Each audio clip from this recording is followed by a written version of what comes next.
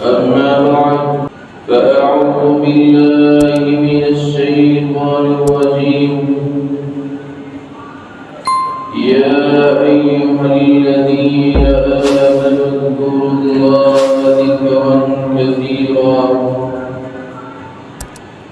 وسبحوه بكرة وأصيلا هو الذي يصلي عليكم وملائكته ليخرجكم من الظلمات إلى النور وكان بالمؤمنين رحيما إن الله وملائكته يصلون على النبي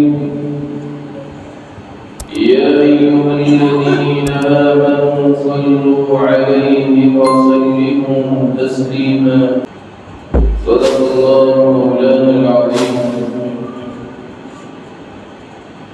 انتہائی قابل قدر معزز اور میرے محترم سامعین مکرم، اللہ ذوالجلال جو کہ ہم سب کے خالق و مالک رازق ہیں، اللہ ذوالجلال نے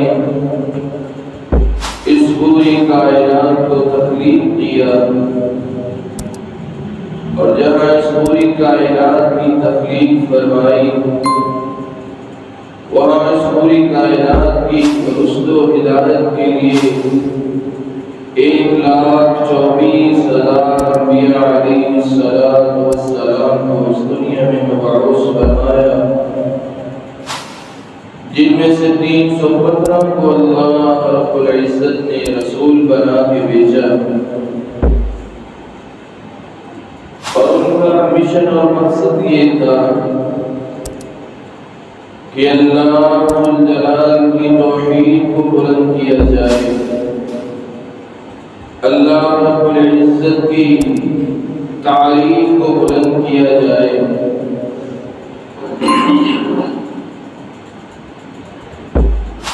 آپ صلی اللہ علیہ وآلہ وسلم جن کو اللہ رب العزت نے ہمارے لیے ہادی و مرشد بنا کر بھیجا، اور انہوں نے جو تعلیمات اللہ ذوالجلال سے سیکھی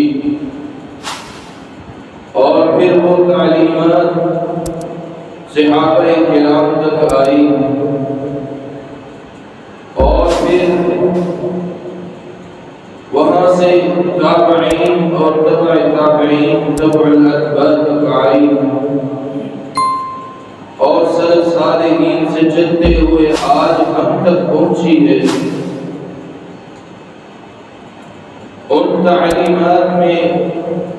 اللہ ذوالجلال نے کچھ ایسے اعمال بتائے ہیں کہ جن کے کرنے سے اللہ رب العزت ان کو نیکیاں بھی بہت عطا کرتے ہیں، جن کا اجر و ثواب اللہ رب العزت نے اتنا رکھا ہے کہ دنیا میں انسان تصور نہیں کر سکتا۔ انسان کی عقل جو ہے وہ وہاں تک سفر نہیں کر سکتی،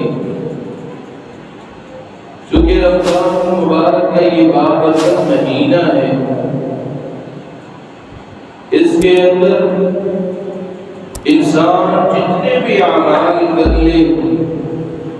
اتنے ہی وہ اعمال اس کے لیے کم ہیں۔ رسول اللہ صلی اللہ علیہ وآلہ وسلم رمضان المبارک کے اندر اتنے نیک اعمال کرتے اور اتنے نفل و نوافل پڑھتے اور قرآن مجید کی تلاوت اتنی کرتے کہ میری اور آپ کی سوچ جو ہے وہ برقع حیرت میں پڑ جائے کہ آپ صلی اللہ علیہ وآلہ وسلم ان کا رمضان المبارک کے اندر عبادت کرنے کا معمول کیا تھا۔